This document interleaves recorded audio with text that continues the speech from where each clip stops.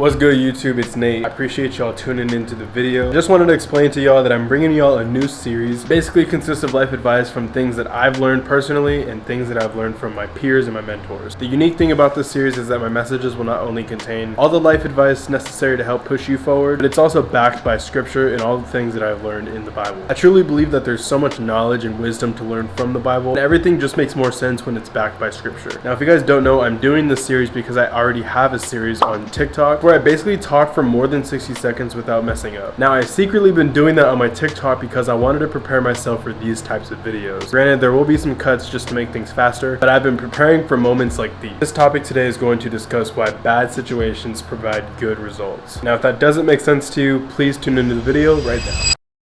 Have you ever gone through something that felt so unfair or painful only to look back and realize that it was the best thing that ever happened to you? What if I told you that the events that happened in your life that you thought were so bad at the time were actually good for you? You see, in life, when bad things happen to us in the moment, we think that our life is over. We lose hope in the future because we think that the things that we need currently in our lives are going to be with us at all times. The biggest things that we need to understand backed by scripture are Romans 8:28. And we know that in all things, God works for the good of those who love him and who have been called according to his purpose. Also, James 1:2-4 states, "Consider it pure joy, my brothers and sisters, whenever you face trials of many kinds, because you know the testing of your faith produces perseverance." Now, obviously, these are not my words, these are God's words. This is what the Bible states. And the Bible teaches us so many things that we can carry on in life. But the biggest thing that I like to do is learn all of my lessons through the Bible and the wise of those who are above me. That can be God, that can be my dad, that can be my mom, a mentor, a business partner, anybody really. Someone who has had more experience than I. But the biggest thing that I've learned from all these people who I just stated, I've gone through so much and understood that all the bad things that happen to you don't matter in the long term. Because in the end, it really just shapes who you are today. Two people that I want to talk about that I've gone through so much early on, I've stuck through that mud and got through the long haul and remained victorious. Those two people are Michael Jordan and Tom Brady. Arguably two of the best players in their respective sports. Michael Jordan being one of the greatest basketball players of all time, and Tom Brady being the best football player of all time. So starting with Michael Jordan has won a lot in his career. He's won 6 NBA titles, an Olympic gold medalist, an MVP,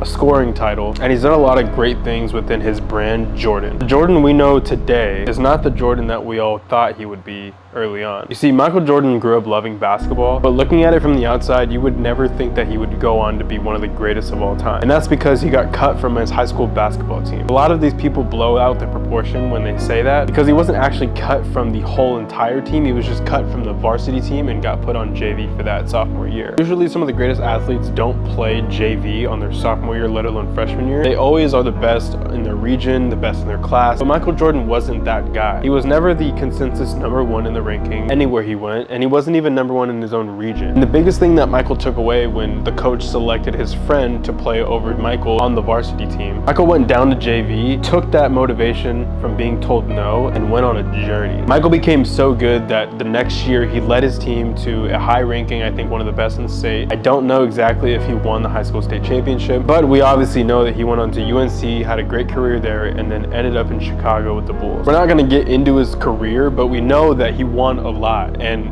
all the bad things that happened to him, he had to have seen the joy in that process because it gave him something to work towards. If Michael Jordan was never told no or cut from his basketball team, I don't know if he would have the same career that he did. Because early on, he was doubted so much to the point where he didn't think that he would make it to the next level.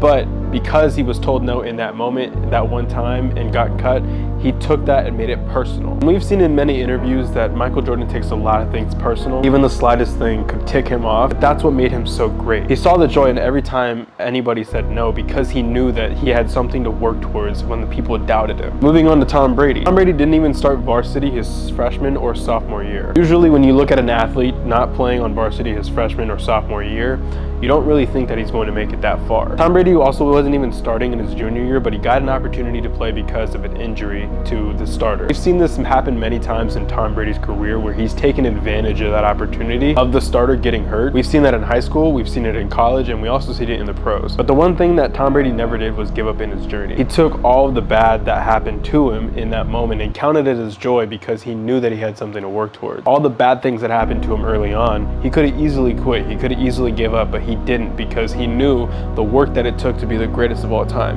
He said that he wanted to be in the NFL someday in high school, school, and everyone literally laughed at him because he wasn't even the starter on his team 3 years in a row. But all of these bad things that happened to him, not being able to play, not being able to start early on, it allowed him to have that inner edge to outwork everybody. After Tom got the opportunity his junior year, he collected all of his footage from that junior year, put together a highlight reel, and he sent it into various colleges, USC, UCLA, Michigan, and Illinois, and there was one other college, but I don't remember it. However, when Tom went to University of Michigan, he didn't even start his freshman or sophomore year again. His junior year, he was able to play the whole season, and his senior year, he got into a position battle with 2 other quarterbacks. Now, he wasn't the 3rd string, but he was sharing opportunities with the 2 people that were with him alongside. Now his work is limited. He has to excel in the opportunities that he has. He was able to win an Orange Bowl against Arkansas, and then heading into the NFL, people didn't really think he had what it took to be an elite level quarterback in the NFL because he was slow, he was out of shape, he didn't really have an X factor in his game that stood out the most to an organization. After he got drafted 199th overall to the Patriots, he was once again behind a starter. It took Drew Bledsoe to get hurt for Tom Brady to come in and take advantage of that opportunity. Would Tom Brady be better off as a quarterback if he wasn't told no or all these bad things early on in his career because people didn't think that he would make it? No. Like Michael Jordan, Tom Brady took everything personal and found every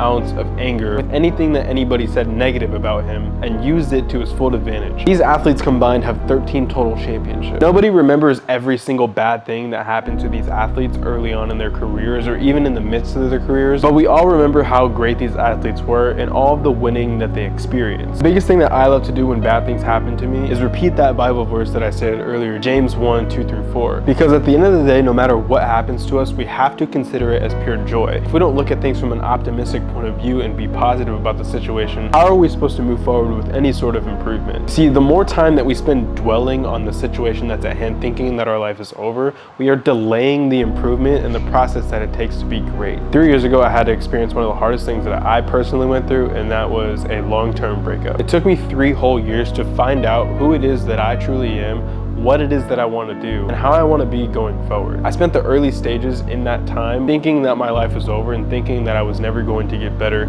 I thought the world was ending. But if I wasn't optimistic about my journey in the long haul, would I be here today? No. I'd probably be living at home, working a job that I don't like, and not even talking to you guys on this camera. Like I said, it took me 3 whole years to find out who it is that I truly am. And then again, a couple months ago, I experienced a relationship that ended. This time, I didn't think that the world was going to end. In fact, I was very optimistic about it because I knew that God had something for me down the line. Now, take it from me 3 years ago who didn't really know about God and didn't have a foundation with him, and then also not being as wise as I am now. The difference is that I let all of the bad things happen to me and didn't think that anything was going to get better 3 years ago. And in this case, 3 years later, going through the same situation, I'm in a much better place because I knew the things that were going to happen. I counted these things as joy. I knew that the bad things that were happening to me now were going to set me up for a different position and more success. Because of the separation, I didn't really have anyone to tie me down back in the States anymore, and this allowed me to have that opportunity to come out here to a different country. I don't really know anybody. I don't have anyone in the States that I need to keep up with at all times, and it's allowing me to experience new connections, new people, and new opportunities. A few other things is that I'm also finding new hobbies, I'm getting more in touch with my purpose. I have a better relationship with God because he knew that everything that I was pouring into someone else, I could easily pour back into him and I can pour back into myself. But the biggest thing that I've learned is all the bad things that have happened to me in my life have set me up for a different position and a newer understanding of where I'm supposed to be at. And all that I really can say is to, again, find the joy in everything that happens to you, whether that's good or bad. Because if you don't look at life from a positive and an optimistic perspective, you're really just holding yourself back from what you are truly capable of. If you've made it this far, I really appreciate you tuning in. I want to be able to curate these messages for you guys to have more understanding on life, learning something new if you haven't, and the most important thing being that you're not alone. If you guys enjoyed watching this video, I would greatly appreciate if you guys liked and subscribed and come back for the next one.